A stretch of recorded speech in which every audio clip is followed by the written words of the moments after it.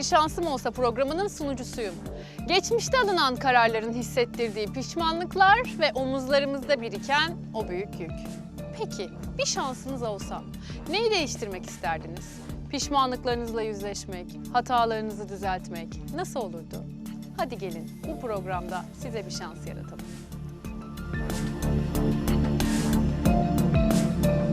Merhaba, ben Ece. Benim acil amcam Erdal'ı bulmam gerekiyor. Artık dönecek bir yerim yok. Benim kalacak bir yerim de yok. Amcam benim yüzümden hapis yattı. Ben onun suçsuzluğunu biliyorum. Her şeyi değiştirmek istiyorum. Lütfen bana yardımcı olun. Sevgili izleyiciler, bugün gün bizim için çok hızlı başladı. Çünkü Ece Hanım'ın başvuru videosu geldiği anda onun sokakta kaldığını öğrendik. Ve siz de videoyu biraz önce izlediniz. Bu sadece bir başvuru videosu değil, aslında yardım çığlığıydı. Gelin şimdi sizleri Ece Hanım'la tanıştırayım.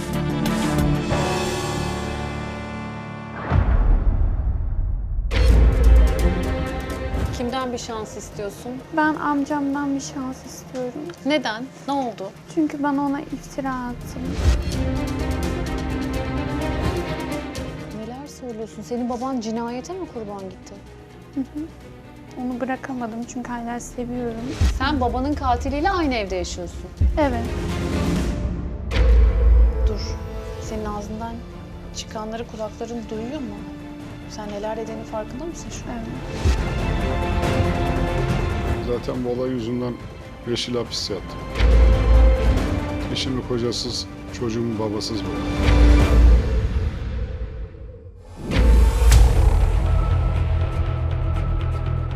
Merhaba, hoş geldiniz. Hoş geldin Ece. İyi misin? Ya sizi gördüm, çok iyi oldum. Gerçekten buraya gelmek için çok uğraştım. İnşallah ümidim bu program benim. Ece, ben senin başvuru videonu izledim.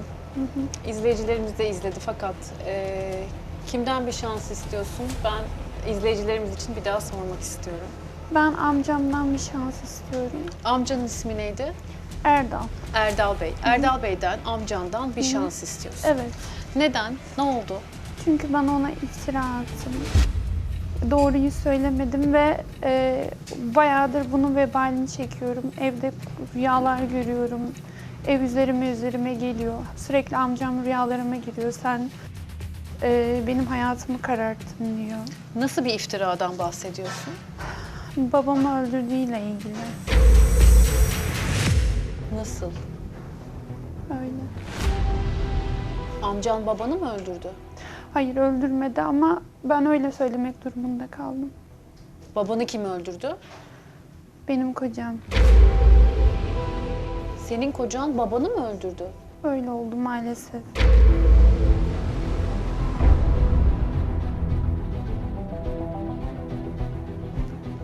Neler söylüyorsun? Senin baban cinayete mi kurban gitti?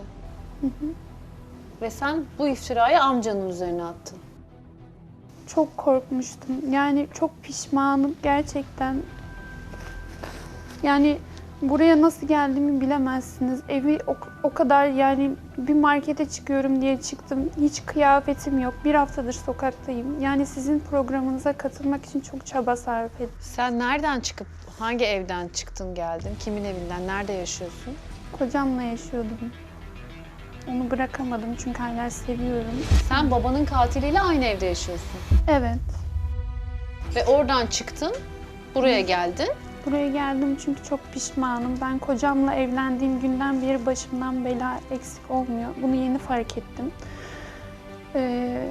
Artık gerçeklerin ortaya çıkmasını ve amcamın beni affetmesini çok istiyorum. Ben amcamı görüp ondan af dilemek istiyorum.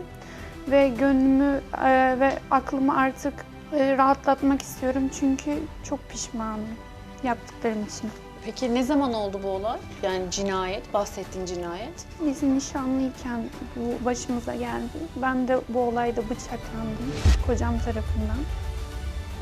Annem evde yoktu o gün, babam. Bir dakika, çok normal bir şeymiş gibi anlatıyorsun. Kocanın tarafından bıçaklandın mı? Maalesef. Yani ben onun yüzünden çok dert çektim. Bütün Türkiye artık duysun istiyorum bunu. Yani bana yaşattıklarını gerçekten bir başkası yaşamasın. Çünkü benim kocam hem kumarbaz hem de çok şiddet bağımlısı bir adam. Dur. Ben senin ağzından çıkanları kulakların duyuyor mu? Sen neler dediğinin farkında mısın şu an? Evet. Bu olay ne zaman oldu? Nişanlıyken, Evli değildiniz bu Evet, olay olduğunda. evet. Nişanlıydınız. Hı hı. Kaç sene geçti bunun üstünden? 6 sene geçti. 6 sene önce oldu bu olay. Ve sen bu olayın üstüne evlendin bu adamla o zaman. Evlendim çünkü çok seviyordum onu. O da beni seviyor. Bir dakika, Biz sen babanın seviyordum. katilini nasıl sevebilirsin ya? Bilmiyorum. Zaten beni çok tehdit etti. Ve seni ben koruyorum.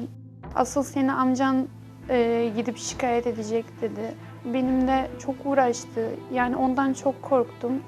Ondan korkumdan da zaten hiçbir zaman bu zamana kadar söyleyemedim. Ta ki artık canıma tak ettiğine kadar yani.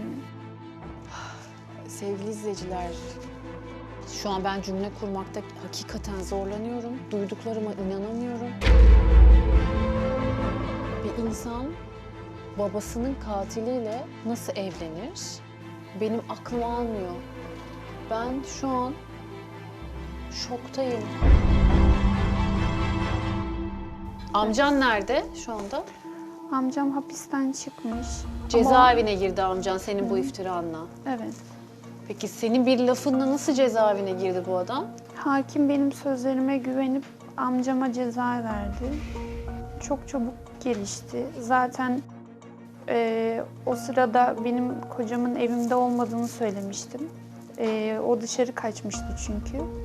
Amcam da bana saplanan ve babama saplanan bıçağı eline alıp onu peşinden koşmuştu. Bunu dışarıda yaşadığı için de daha kolay oldu suçu ona atmam. Dur, sen şimdi olayı bildiğin için biz biliyormuşuz gibi anlatıyorsun. Ben hiçbir şey anlamadım. Bu bıçak nereden çıktı? Babanla senin nişanlın nasıl böyle bir noktaya geldi? Amcan nasıl işe dahil oldu? Sen niye bıçaklandın? Neredeydiniz? Evdeydik. O zamanlar yeni nişanlanmıştık. Kimin evindeydiniz? Kendi evimizde. Sizin kendi evinizde, babanların evinde yani. Evet. Peki nişanlın neden sizin evdeydi? Biz nişanlanırken güzel bir nişanımız oldu. Benim ailemden de, onun ailesinden de bir sürü kişi katıldı. Gelenler bir sürü bana takı olsun hani taktı. Bunları ben kendime saklamıştım. Ve benim eşim çok oyun oynamayı severdi. Yani burada Oyun derken? Burada söyleyebiliyor muyum bilmiyorum ama kumarbazdı. Kumar oynuyordu ve bütün kazancını da kumara yatırıyordu. Bunu ne zaman öğrendin bu adamın kumarbaz olduğunu? Ben Nişanlıyken biliyor muydun? İyi biliyordum, evet. Sürekli yanıma arabalarla geliyordu zaten. Bir gün çok lüks bir arabayla gelirken bir gün çok ucuz bir arabayla, hani hurda diyebileceğimiz bir arabayla geliyordu. Ve bunları hep satıp kumarda ya daha yükseğini kazanıyordu ya da hepsini orada batırıyordu. Herkese borçlanıyordu. Peki hiç korkmadın mı böyle bir adamla evlenmeye? Babanı öldüren bir adam eminim ki nişanlılık sürecinde de, tanıştığında da bunları bir gösterecek bir davranışlarda bulunmuştur. Sen fark etmesen annem babam fark etmiştir bunu. Ben çok sevdim onu. Yani istedim. Çünkü amcam beni biriyle evlendirmek istedi. Ben onu istemedim. Ve yani gerçekten onu sevdiğim için onunla evlendim. Ama en sonki olaylarda o tehditten sonra ben biraz da zorla bağlı kaldım ona. Ama gene sevdim onu. Neden zorla bağlı kaldın? Kendisi babamı öldürdü. Bana da bir şey yapacağını düşündüm. Her gün yani bunun stresiyle yaşadım zaten. Aslında Evet. korktun. Hı hı, korktum. Yani bunun vermiş olduğu stresle ve hani çaresiz bir şekilde yani amcamı suçlamak zorunda kaldım ve ben o zaman iyi bir şey yaptığımı düşünmüştüm. Bu adam benim babamı bıçakladı.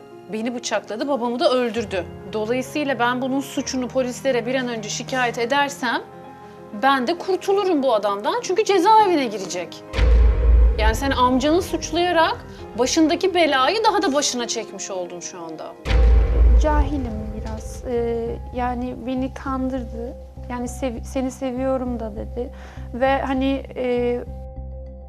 amcan asıl seni suçlayacak, bizi suçlayacak dedi. Yani ben seni aslında koruyorum dedi. Şiddet gördün mü? Evet. Ve ne zaman hani bunu hissetse evin içinde hani amcamı görmek istesem ya da amcamı bir haber yollamak istesem her zaman amcamın sözü geçmiyordu evde yani illa bir şey oluyordu evde. Sen benimle konuşurken göz teması kurmadığının farkında mısın? Evet biraz yani psikolojik olarak dediğim gibi. Yani hep yere bakıyorsun. Sevgili izleyiciler bilmiyorum benim fark ettiğime eminim sizler de çok dikkatlisiniz. İzlerken fark etmişsinizdir. Ece bir şeyler söylüyor. Söylediği şeyleri ben ona tekrar ettiğimde, geri bildirimde bulunduğumda aynı cümleleri kurarak ona anlatmaya kalktığımda benden gözlerini kaçırıyor ve yere bakıyor. Aslında bu bir nevi yaşadığı travmayı, yaşadığı olayları zihninde reddetmeye çalışıyor, yüzleşmek istemiyor. Sen belki bunun farkında değilsin ama sen benimle göz göze gelmeye gözlerini kaçırıyorsun Ece. Ben çok pişmanım. Ondan dolayı da olabilir diye düşünüyorum. Suçluluk mu duyuyorsun? Çok suçluluk duyuyorum. Yani amcamdan gerçekten af diliyorum. Onu görebilsem şu an hani... Babanın, senin ve nişanlının olduğu o eve amcan nasıl dahil oldu? O neredeydi? Amcam yan apartmanda oturuyor. Zaten bize yakın. Ama sanırım babamla konuşuyorlardı. Biz öyle içeride bağırışırken babam ne oluyor bu ses ne diye hani içeride hani biriyle konuştuğunu duydum gibi hissediyorum. Yani tam emin değilim tabii konuşuyorlar mıydı diye.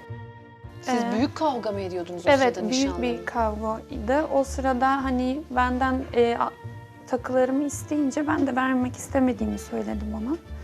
Dedim ki benim evimde eksiklerim var. Benim bir çeyizim yok, tencere setim yok. Ben bunları öncelikle almak istiyorum. Yani bunları alacaktım. Onun benden aldığı altınlarla gidip kumar oynayacağını biliyordum çünkü. Sen vermek istemedin Evet, altınları ona. istemiyordum. Ondan sonra bir anda zorla hani bir kavga çıktı aramızda ben vermeyince. Bu sefer de hani benden ayrılacağını hissettim. Veya bütün altınları da alıp gideceğini düşündüm. O sırada ben hani çileden çıktım. Bir anda hani üzerine zıpladım. Ben de ona hani kulağını ısırmaya başladım kendisinin. Yani ondan sonra o da çıldırdı bir şekilde ve Birbirinizi kalktı. vurmaya mı başladı sana? Kavga öyle mi Cebinden başladı? bıçak çıkardı. Bana bir anda onu sapladı. O sırada yani artık çığlıklara dayanamayıp babam içeri girdi. Ve beni öyle kanlar içinde gördü. Yani gerçekten bunu nasıl anlatacağım ama orada babamı da bıçakladı.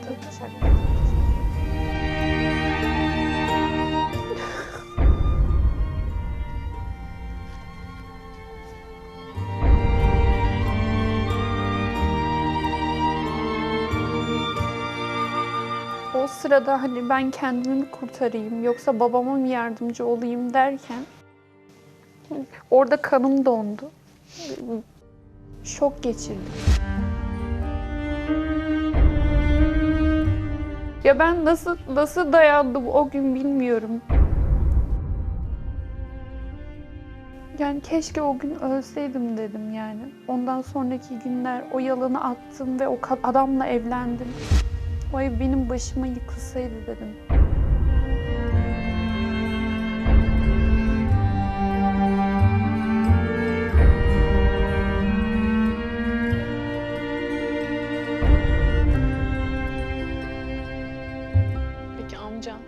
Amcam kapıyı zorlayarak açtı bir şekilde. İçeri girdi. Ondan sonra orada bizi ikimizi de kanlar içinde gördü.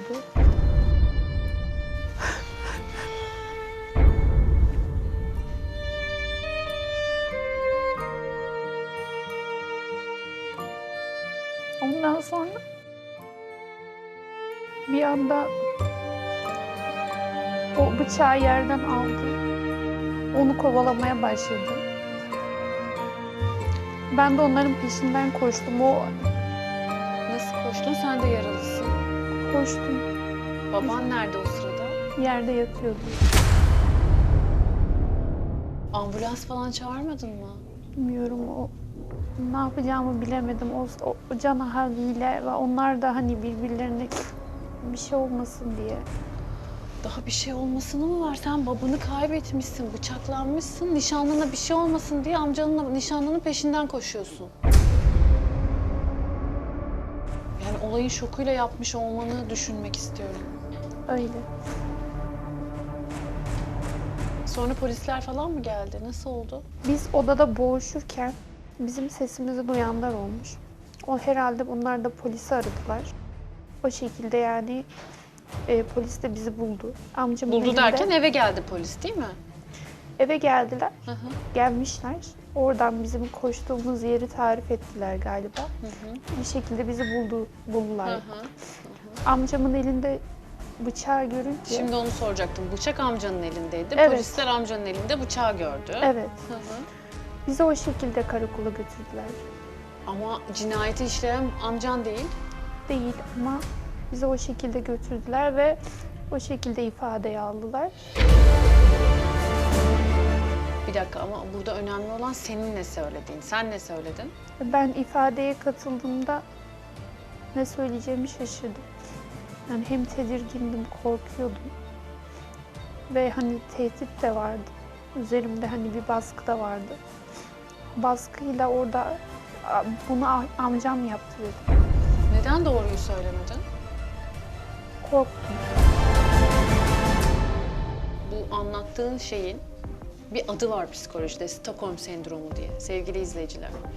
Bu bir aşk değil, bu bir sevgi değil. Bu kişinin katile bağlı kalarak, bu travmayı yaşayan kişinin katile bağlı kalarak hayatta, yaşamda kalma mücadelesi. Yani sen bu adama aşık değilsin. Hani sevdim, peşinden koştum, gittim diyorsun ya. Bu gerçek bir sevgi değil.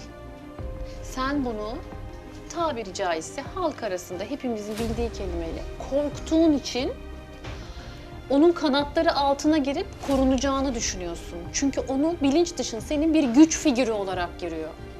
Anladın mı? Gerçekte böyle bir sevgi değil bu. Gerçekte yaşadığın, gerçek sevgi bu değil zaten. Olamaz. Çok cahilim, bilmiyorum. Yani sizin anlattıklarınız bile o kadar iyi geliyor ki yani sizin amcamla beni barıştırmanız ve hani bu olayı düzeltmeniz bile hani bu olayı düzeltecek gibi görünüyor. Yani Psikolojine iyi gelecek, Evet, evet. normale döneceksin Hı hı, gibi geliyor hı hı. ama bu yaşadıklarını unutman için senin çok ciddi bir terapi alman gerekiyor biliyor musun? Sen çok büyük ve ağır şeyler yaşamışsın. Senin anlattığın sahneler bak burada bu arada sevgili izleyiciler ben dinlerken belki diyeceksiniz ki ne kadar büyük tepkiler veriyorsun. Aklınızdan, zihninizden geçiriyor olabilirsiniz. Bu kızcağız burada bunları anlatırken çok donuk anlatıyor gibi hissedebilirsiniz. Ama bunların hepsi travmanın etkisi ve tedavi olmamış bu kız. Bu kız bunları yaşamış, bu adamla da evlenmiş. Bunun da doğru olduğuna inanıyor. Kendini bir nevi korumaya çalışmış. Az önce de söylediğim gibi hayatta kalmaya çalışmış. Sen aslında çok ciddi, ağır bir travma yaşıyorsun şu anda bile. Ben senin gözlerinde bunu görebiliyorum. Oturduğundan beri bak böyle put gibisin. Ben senin bunu bedeninde görebiliyorum. Mimiksizliğinde görebiliyorum. Ağlarken bile donuk ağlıyorsun sen. Yani çok Yani- acı çektim ve çok fazla ağladığım için